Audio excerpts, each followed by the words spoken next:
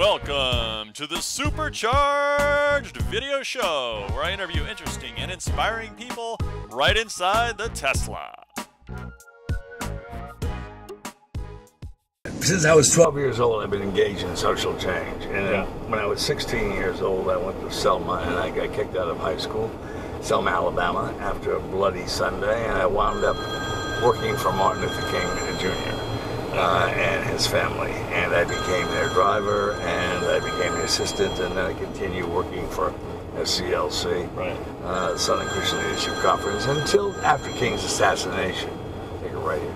And went on to work for the Voter Education Project, had my own talk radio show, worked for Atlanta Magazine, and had a consulting company for years.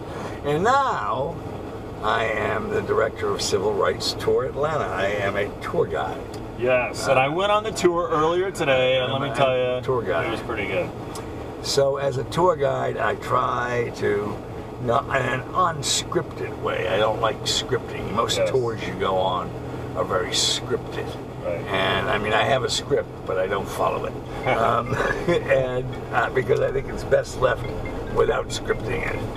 And so we finally, I decided last year that I was going to do this civil rights tour, and it's been very successful. I left.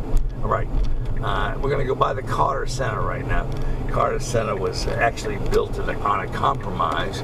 One of Dr. King's houses that he lived in was torn down to make room for the Carter Center, but you can't speak ill of Jimmy Carter these days. He is a cancer survivor who is really coming out. And take a left down here, and we'll go through the Carter Center a little bit. This is in the highest point of Atlanta.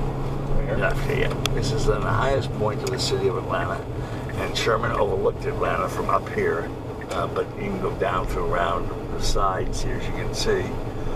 This is the entrance to the Carter Center over here.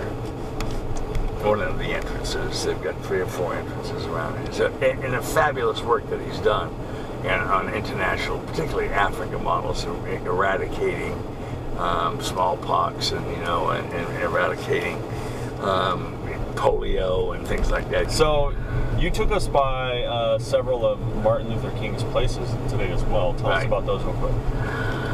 Well, Dr. King was born on Auburn Avenue, which was once called Wheat Street, and was born Michael King, not Martin Luther King. I think Dr. King wound up living in a neighborhood that was, not the best in Atlanta, but that chose to live in there because he didn't want to live in a rich neighborhood.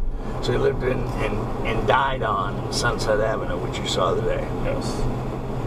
And what were you were telling me about a car that you were the driver for? Yeah, right. It was still in the garage today. It was a blue 1966 Impala. Right. And that Impala is still in the driveway. I don't know where the Bonneville is. But it was a new car, but that would have been cool if we could have just had a remote control and just to not even touch it, but just to see it. Oh yeah, I would love to see it too. I understand that. I saw Martin King today at the Julian Bond ceremony, and Martin told me that he would take me by the house soon, as he put it. Yes. Quotes. So I think that I'll get my visit over there, and I'm going to try to take some pictures, particularly of the car.